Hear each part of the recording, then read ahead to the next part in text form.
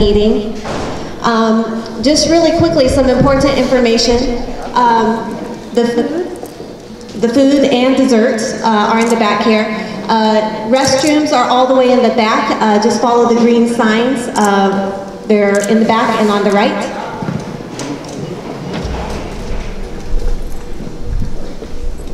And really quickly, before I introduce our guest speaker, I would like to just let you know, please help yourself to food at any point in time while we're speaking. We also do have some raffles that are here. There's one raffle that has a $50 movie card for AMC theaters and a bottle of wine. There's dinner for two, perfume, and some other lovely things. We also have a silent raffle for Bulls tickets. It's the Bulls and the Cavs. Here, they play in January, so if you're interested, that's the only item that's a silent auction, but it is up here. So, well, again, welcome everybody. Tonight is a special night. I'm really glad that everyone was able to come out. And I would like to start by introducing our guest speaker. So our guest speaker tonight is Jawanza Malone. He's the executive director of the Kenwood Oakland Community Organization, or COCO for short.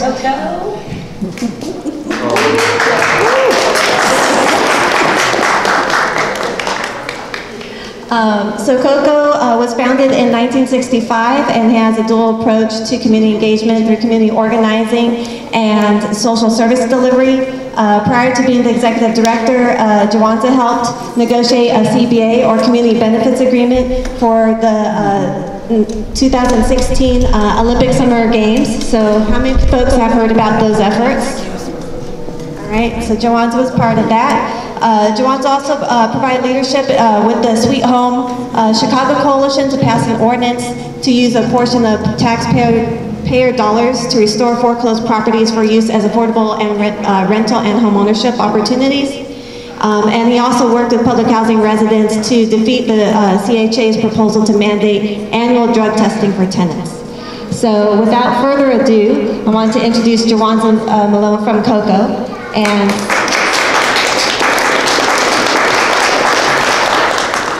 And I also want to say, on a more personal note, that Jawanza has been really a great ally for our coalition, and really enjoy working with him with the Coalition for the Obama Library CBA and our coalition, the Coalition for Southwark CBA. So, again, welcome, and here's Jawanza Malone. Yay! Thank you. Thank you, Alderman. It's funny, I usually don't get that response from city council members, so thank you. My name is Jawanza Malone. I'm the executive director of the Kenwood Oakland Community Organization. Happy to be here. Was honored that Amalia asked me to provide a couple of words. She actually had to twist my arm a little bit, because this is not what I do.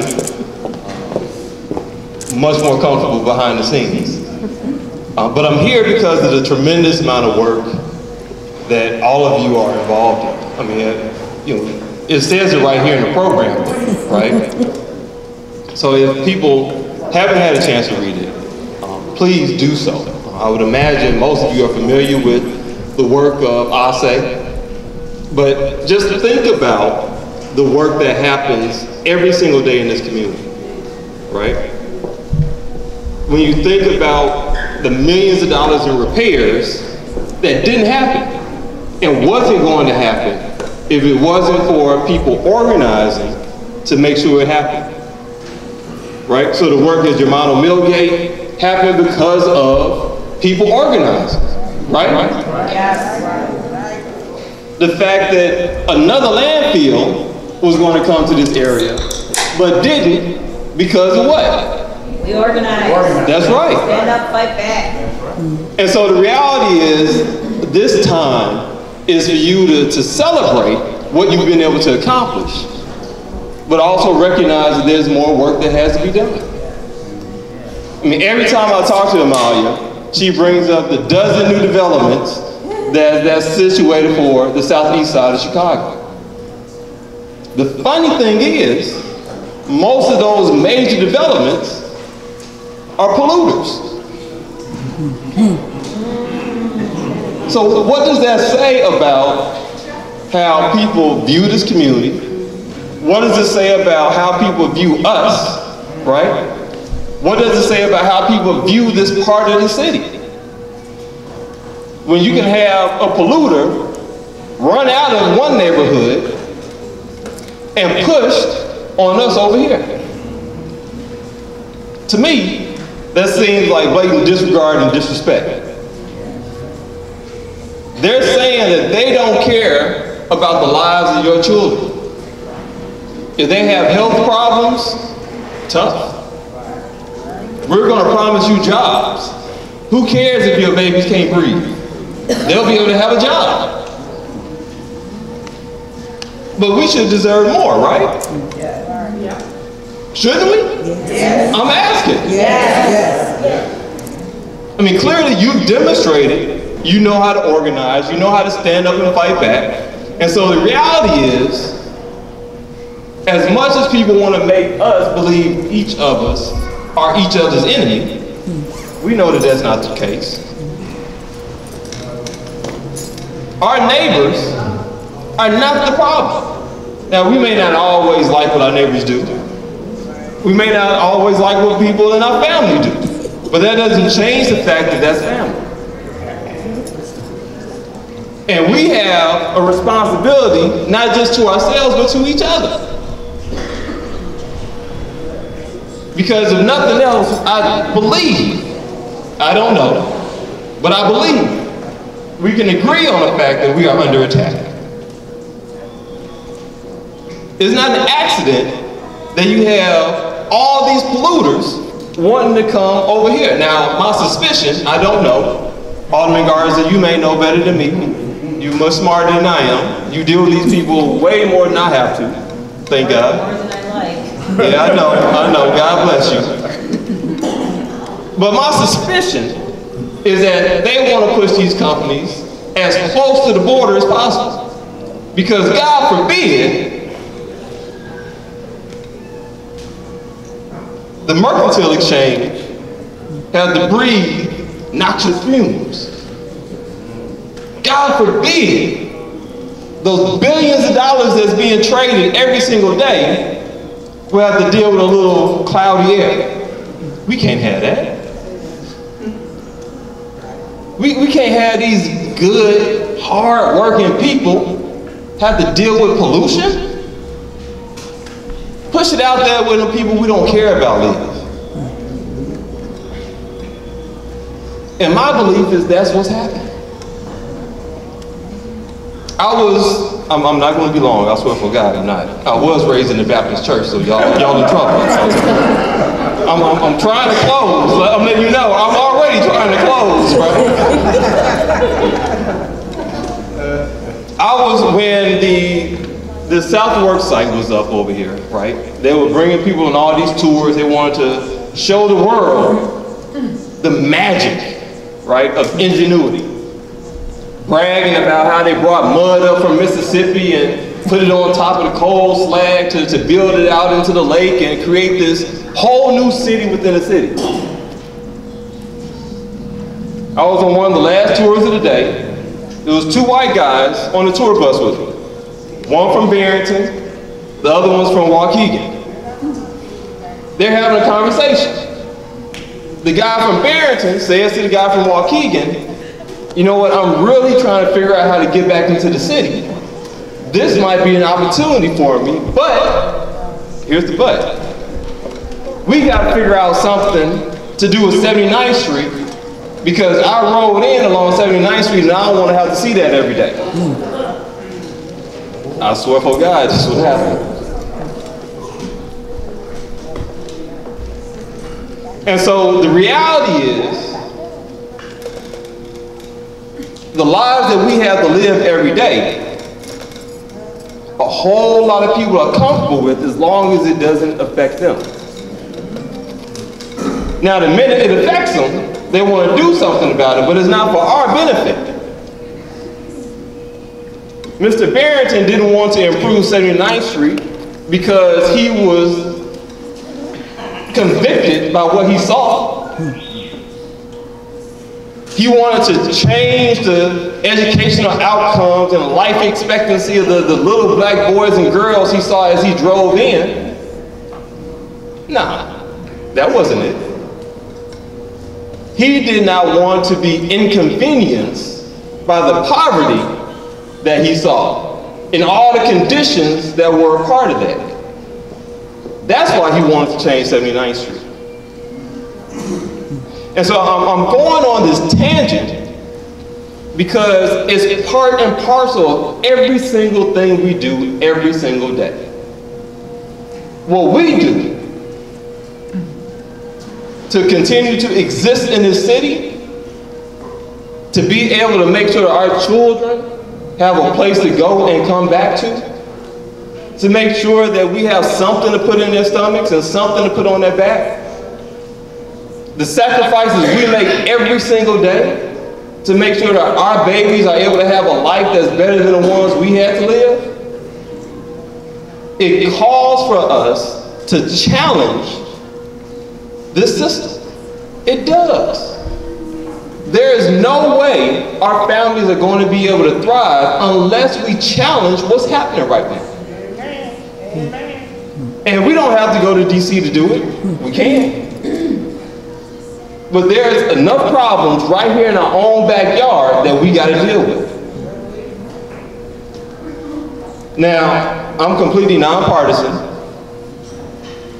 but I would imagine Alderman Garza could use a hand every now and then, right? Couldn't you, Alderman? More than one. I mean, again, you have already demonstrated you know how to create change. Y'all remember when the pet coke was flying all around here, right? Yes. They got sued, had to come up with a bunch of money, and they still got off easy. But they had to do something they didn't want to do. Now again, they didn't care what we had to deal with. You walk out of the house, there's black soot on the ground and it ain't dirty. They didn't care about that. They didn't care that you had to go to the doctor to figure out what's wrong with you when shouldn't nothing be wrong with you. They didn't care. And so all I'm saying is, as we continue to push for community benefit agreements, as we continue to push to decide whether these developments should even come over here or not, right? Forget about a community benefits agreement, should they even be over here? That's your decision to make. And you have the power as residents over here to make that determination. We should not continue to be the victims of somebody else's fantasy. We have a right to determine our own future, and we have the power to do it. So I encourage you to keep doing what you're doing. The only reason why I'm here is because y'all are doing great work. I told Amaya I'm actually supposed to be in Detroit right now, but I'm here because y'all are doing the work that you were put on this planet to do. If you weren't here, who would be doing it? And so keep doing what it is that you were put on this planet to do. Thanks, everybody.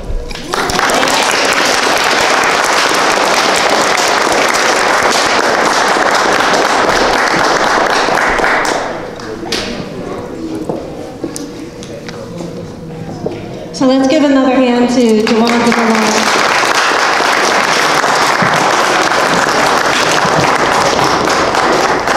For coming here and also being like truth serum for our communities. How many people resonated with what he had to say? I mean, he talked to me a little bit about, I think, what everybody here has been working on. Is that true? Yes. So, thank you very much for coming. And I think that also is very telling for our next part of the agenda, which is talking about what we've been working on. But we couldn't have done all of this without everybody in this room. And I know there's a lot of people who aren't here tonight, but there's a lot of you who are here representing them. And so this night couldn't have happened with the work, without the work of everybody in this room. So I also just want to take this moment of giving yourselves a hand, because you guys are the ones doing the work. So.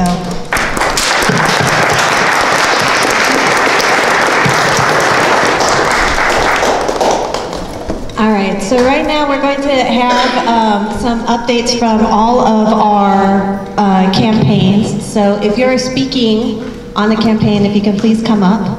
So I have Peggy Salazar, Mary Mercado, Catherine Carlin, Danielle Richards, and Jasmine or Angela? Jasmine. Okay.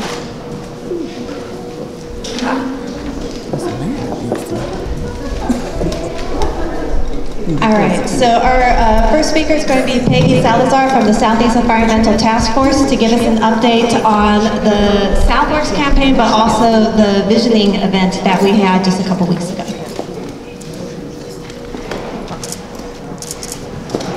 Good evening, everybody. It's nice to see everybody here.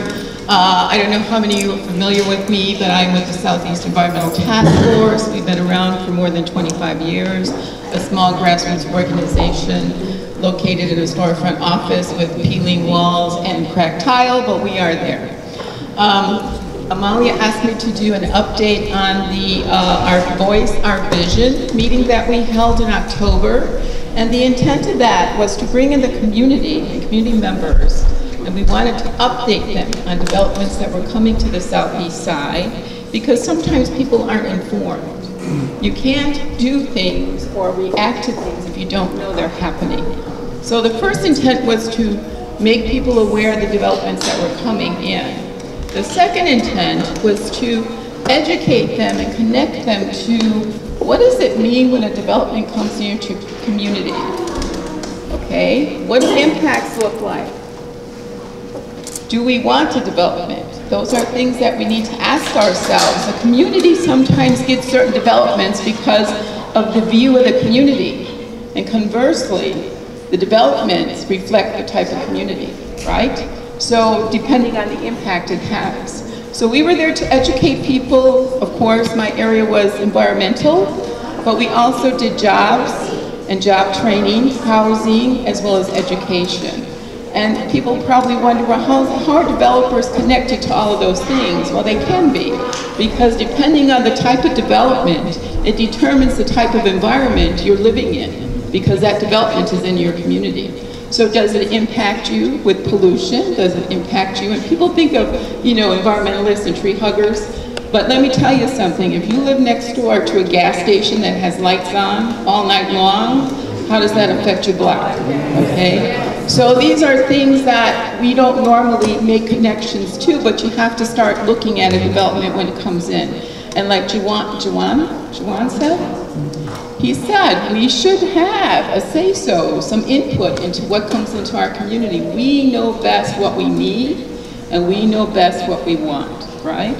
So how is education connected? Well, many ways. For one thing, if a development's coming in that's going to offer jobs, and that's the jobs connection, right, to development, you want to make sure that people are educated and in position to get those jobs.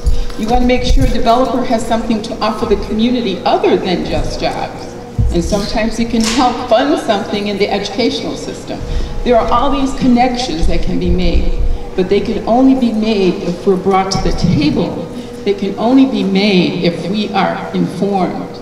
So the purpose of that was to get input from the community about those areas: job training, housing, environment, and education. And then that was going to, all the input was going to be collected, and then Amalia, I believe, or someone in her office was going to take all that input, put it together, and start and use it as a foundation for either a CBA or just when there's a community meeting, we know what to ask for, right? If there's a community meeting, you know what you want. You want to be able to have a conversation with a developer, and you want to know ahead of time what you should be asking for. So all of that was the purpose, and I believe they're saying, am I getting feedback or something? I believe that, I think we're going to continue those meetings, correct? Okay, so it was really just the beginning. We had a great turnout. I don't know how people felt. We got good feedback on our sessions. I'm glad for that. But again, it's all about educating people, because when you're educated and informed, then you know how to react and you know what needs to be done. Okay. Sorry, but I thought you said you wanted to report on something else. But in any case, thank you all.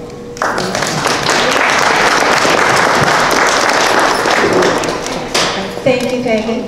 So now, next up would be Mary Mercado from the Germano Millgate Leadership Team.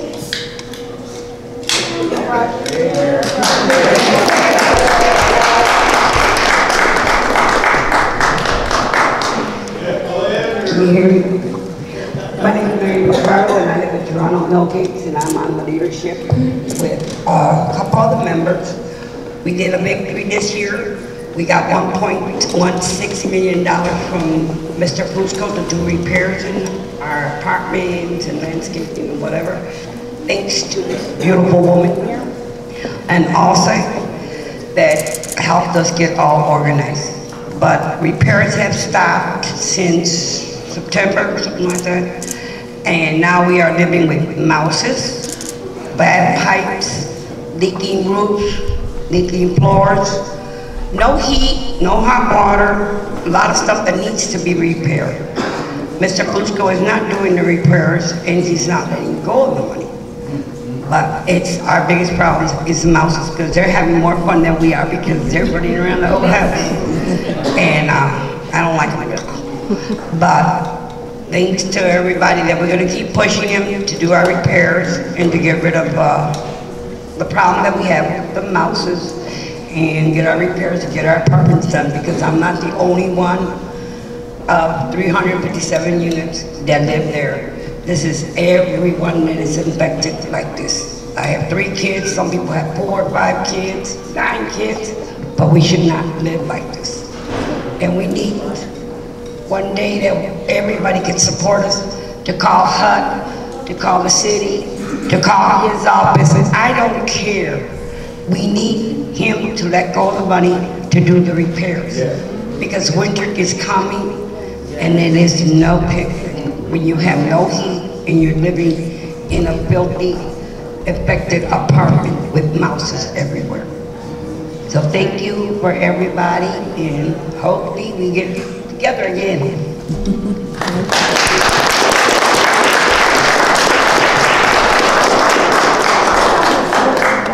Thank you, Mayor, for the update.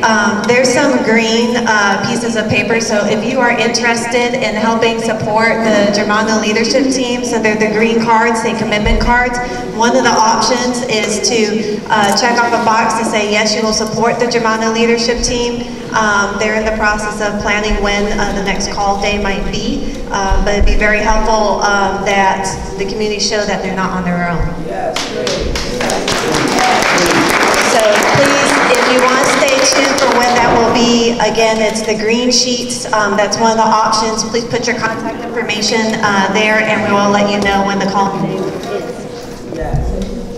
Next up from the Youth Leadership Council is Catherine Carlin.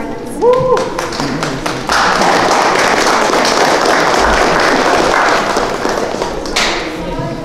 Good evening, everyone. My name is Catherine Carlin. I am a part of the Youth Leadership Council that is a member of ASE. During the summer, my experience was eye-opening because there's a lot of things we talked about during our meetings that we don't discuss in school or anywhere else. During the summer, we partnered up with Bessemer Park for the back-to-school event, where we helped by leading games for youth, gave out school supplies, and fundraised for the YLC. We also organized a march about violence, racism, LGBTQ rights, immigrant rights, and police brutality, which kicked off our back-to-school event.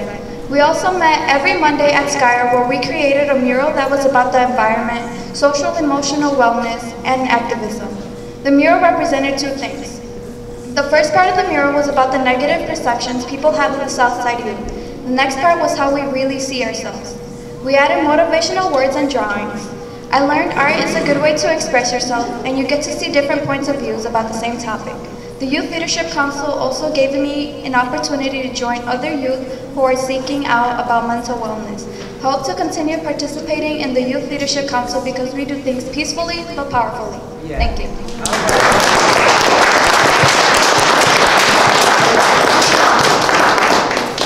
And members of the Youth Council, I know you're spread out a little bit, but can you stand up so folks know who you are?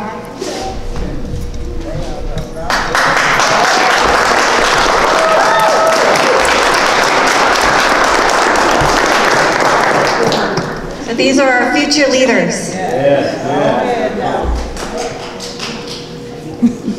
All right, next up I have Danielle Richards talk about the Southeast Jobs Collaborative.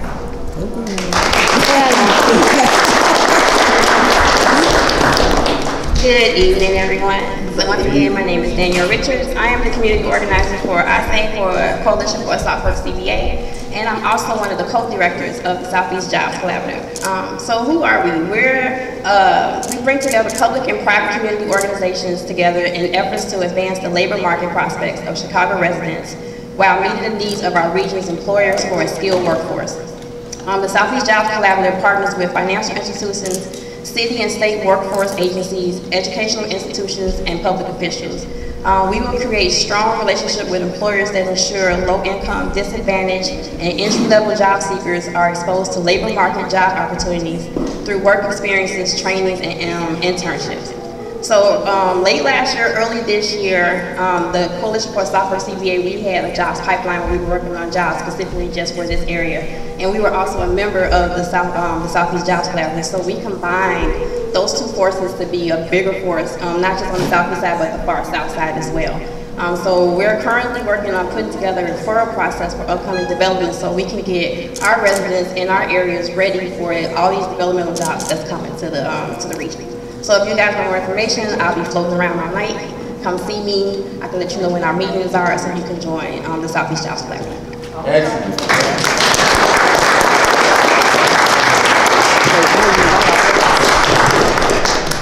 So I know Jawanda talked about all the developments. I know you guys have heard me talk about all the developments that are going on the southeast side. So if we want our folks at these jobs in our areas, then we really need to connect with the Southeast Jobs Collaborative. So please do make your way to see Danielle before the end of the night if anything about jobs or training interests you. Next is an update for the YMCA. When we came together last year, we were giving an update because the YMCA had just closed. So it's been a year, so wanted to make sure there's an update on where things were at. So I know Jasmine Gunn from Clarice Associates is going to share an update. Hi everyone, my name is Jasmine Gunn. I work with Clarice Associates. We're a nonprofit that has developed over 130 units of affordable housing. And we've existed since,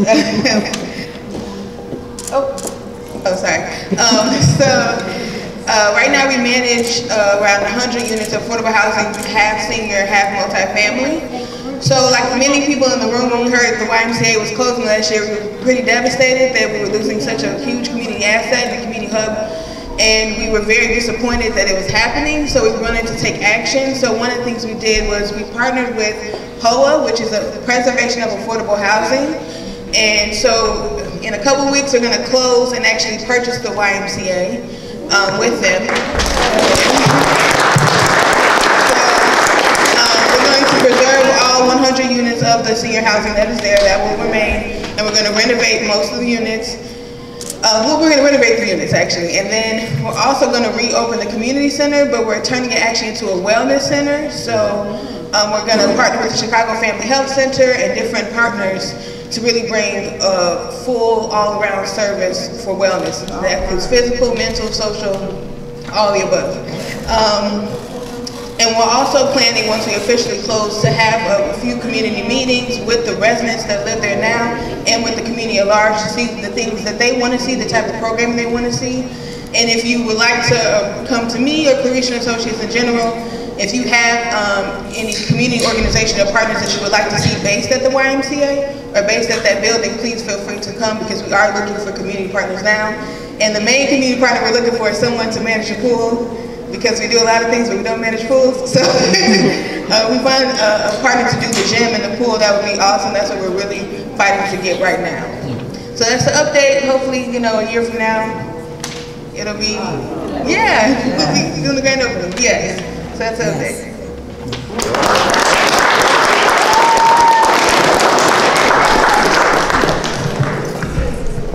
So some really good news, and none of that could have happened without a lot of support from the community and the concerned citizens to save the South Chicago YMCA. It's only because that group came together and actually fought to keep the affordable housing and make sure that not only was a YMCA going to sell the building, but that they're going to sell it to either someone who is local or had local interest in mind, in that heart. So as a result of those efforts, we now have a win, which is our local housing developer is now going to take over the building. So we're very excited.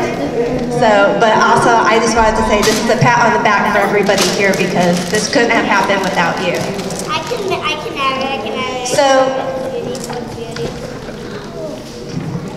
So as you can see, there's a lot going on the southeast side, and the only way to have enough power is by coming together and getting things done that we want to see in our neighborhoods. You've heard about the different campaigns that we have, and please let us know if you want to get involved in any of the campaigns. Like I said, the green sheet on the tables is your opportunity to get involved. So if you've heard, thank you. If you've heard about any of these campaigns and would like some more information or to get involved, please fill out the green sheet. We also have two ongoing things that are going on right now. So I wanted to introduce Mr. Arnold Bradford from the Crossroads Collaborative to talk about one of the petitions that's going to be going around shortly. Good evening, everyone. Good evening. I think I recognize almost everyone here. If I don't know you, make sure you introduce yourself before you leave tonight. I was just listening to all of these campaigns. Almost every single campaign here has impacted me personally. I live in the YMCA. We didn't know what was going to happen to that building. We didn't know. The young people that you see back here, I walk by them every day down the street. They could be not as nice as they are. These are some outstanding